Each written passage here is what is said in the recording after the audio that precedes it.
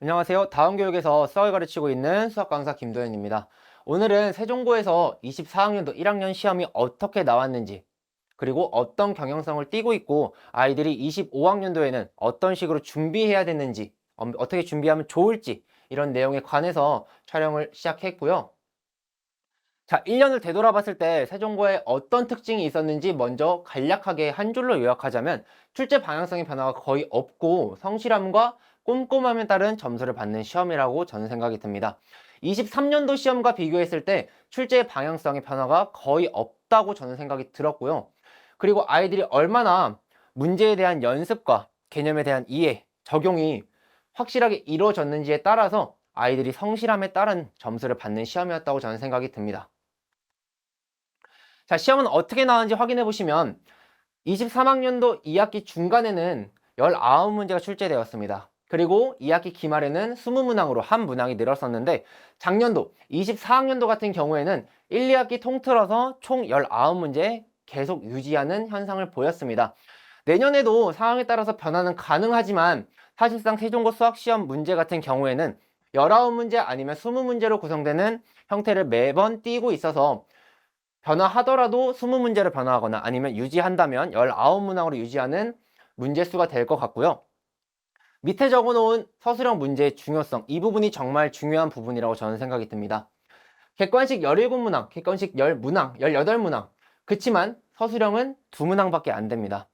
이 2문항밖에 안 되는 서술형 문항이 총 10점씩 해서 2문항 20점을 차지하고 있습니다. 객관식은 17문항 80점인데 반면에 서술형은 2문항 20점인 문항이라서 아이들이 실제로 시간이 없어서 못 푼다거나 아니면 실수해서 아예 틀렸거나 아니면 중간에 풀이식이 틀려서 감점 받는다거나 하면 아이들의 등급이 바뀌는 문제가 서술형 문항일 가능성이 제일 크다고 생각이 들어서 아이들이 배점 높은 서술형 문항을 얼마나 정확하게, 얼마나 꼼꼼하게, 얼마나 감점 없이 풀어내는지가 정말 중요한 내용일 것 같아서 밑에 적어놨습니다. 자, 그럼 어떻게 출제되었는지 시험의 출제 방향성을 살짝 살펴보면 일단 배점 높은 서술형 2문항 중에서 난이도가 한 문항은 정말 높게 나온다고 생각이 듭니다. 세종고 치고 높은 난이도고 그리고 나머지 한 문항 같은 경우에는 실제 난이도 중 정도 되는 문제여서 아이들이 문제만 꼼꼼하게 푼다면 쉽게 맞추고 넘어갈 수 있는 문제인 반면에 난이도 상으로 출제되는 문제는 아이들이 실제로 많은 연습이 있어야만 맞출 수 있는 문항으로 출제되는 형태를 띠고 있고 세종고의 특징이라고 한다면 매 시험마다 증명 문제나 아니면 문제를 구하는 과정에 관해서 빈칸을 뚫어놓고서 이 빈칸에 어떤 숫자가 들어가는지 아니면 어떤 식이 들어가야 되는지 물어보는 문제가 매번 출제되고 있는 경향을 보이고 있습니다. 그리고 아이들이 객관식 10번까지 정말 빠르게 풀고 넘어가야 뒤에 문제 그리고 서술형 문제에서 시간을 사용할 수 있기 때문에 난이도가 어렵지 않은 객관식 10번까지 얼마나 빠르게 얼마나 정확하게 푸는지가 중요하다고 생각이 들어서 그리고 작년 시험이나 24년도 시험이나 거의 다 비슷한 기조의 시험으로 출제되었으니까 25년도에도 아마 이런 비슷한 기조를 유지하되 객관식 10번까지 빨리 풀면서 위에 적힌 내용 두 내용까지 좀 연습한다면 아이들이 괜찮은 점수를 받을 수 있지 않을까라는 생각이 들고요.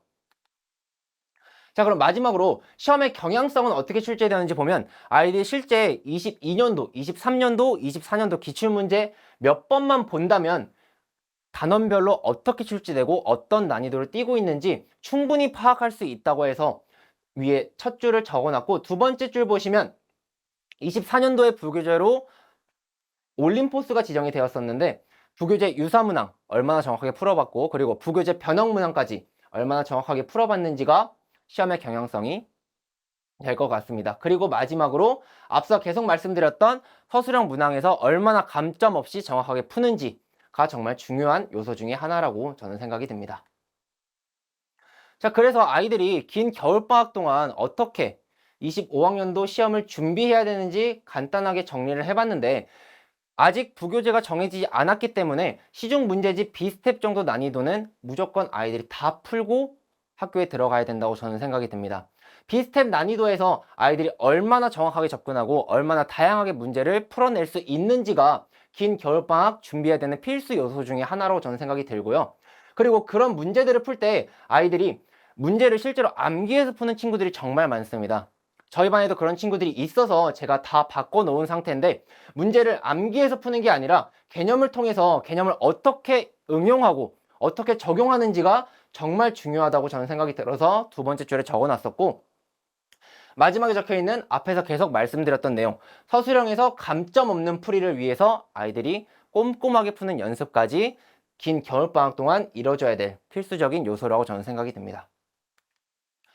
자, 그럼 저희 수업에서 세종고반에서 어떻게 준비가 되는지 말씀드리고서 끝마칠 건데, 아이들이 실제 학원에 왔을 때 전 회차 수업했던 내용에 대해서 매번 테스트가 진행됩니다. 근데 이 테스트 문항을 기존 문항으로 진행하는 게 아니라 모든 문항들 단답형으로 다 바꿔놓고서 아이들이 어떤 문항은 정확하게 알고 어떤 문항을 모르고 있고 제가 다 일일이 확인할 거고요. 그리고 아이들이 풀어놓을 수 있는 공간 확보해서 아이들이 실제 서술형 쓰는 연습까지 매번 진행해서 실제 시험장 갔을 때 배점이 10점짜리인 서술형 문항 놓치지 않게 매번 준비시켜 줄 거고요.